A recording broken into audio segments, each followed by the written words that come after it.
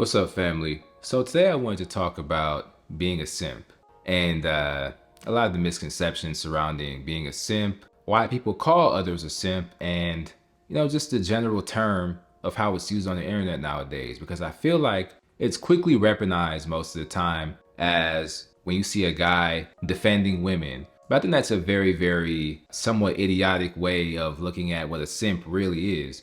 So I made a little bit of a list here. It's about, I say, 6, 7 items, probably more, but I didn't take count. Just covering what a simp is. And I think it'll be really beneficial to a lot of people watching it. So the first one I wanted to cover is the fact that you commit to others way too quickly. I think a lot of people have problems with this one specifically because it's very difficult for you to really discern who's good for you and who's not. If you're putting yourself out there and you're not getting the reception that you really want, but finally that one person breaks through, you might be thinking like, okay, this is my only chance. And so you jump at it. The crazy thing about it is that a lot of people can pick up on desperation very quickly. Fellas out there, if you're with a woman, you're dating a woman on the first date, you're trying to basically like give her everything that she wants right off the bat. She's gonna see right through that and she's gonna be like, this guy, he obviously doesn't have much going for him because he's trying to capitalize on his first opportunity. Desperation is very easy to see. And obviously you don't have that in every situation, but I just think it's something that can sometimes come through in just your body language in general.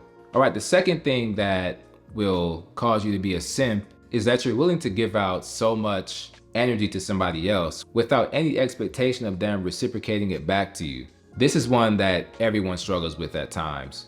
You see, when you feel like you're having to chase somebody to get with them, I think guys especially do this thing where they're willing to give out gifts, they're willing to, give a woman rides, they're willing to give her money, give her all these things without any expectation of her doing anything for him. Now, if you are looking to date somebody or pursue somebody and they're not giving you any indication that they want to return the favor to you, then that should be a quick and easy signal to, move on with their life and, find somebody else that will want to reciprocate that energy to you. If you struggle with that yourself, you should definitely try to clean up on it because, that's what could make you a simp. All right, our next one is you have a tendency to pedestalize others.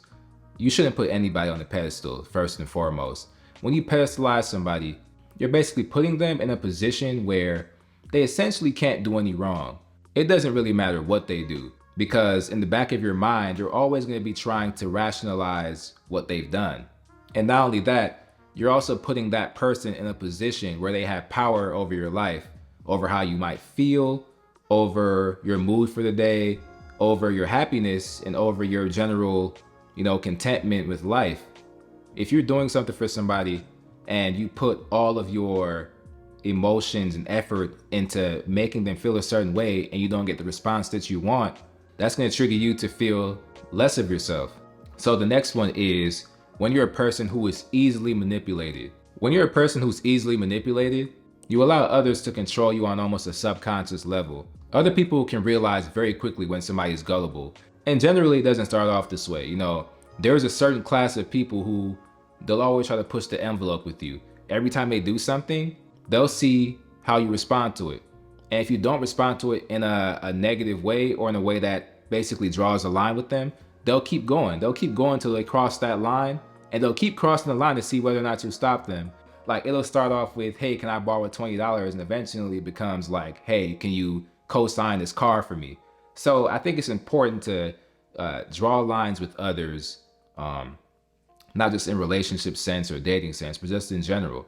All right, our next one is the issue of people having a bit of a savior complex. Basically, it's like when you feel like you are the person that has to save somebody from the situation that they're in. So you see it a lot of times in dating where a person might be in a really good position, but then when it comes to finding somebody to date, they will go after like the bottom of the barrel.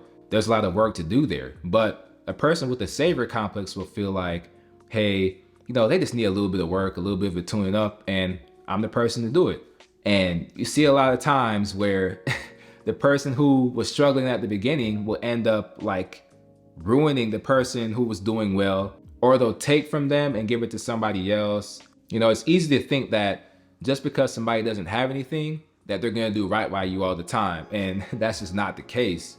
Having a savior complex means for some people that they need somebody to be dependent upon them for them to feel some sort of validation with themselves.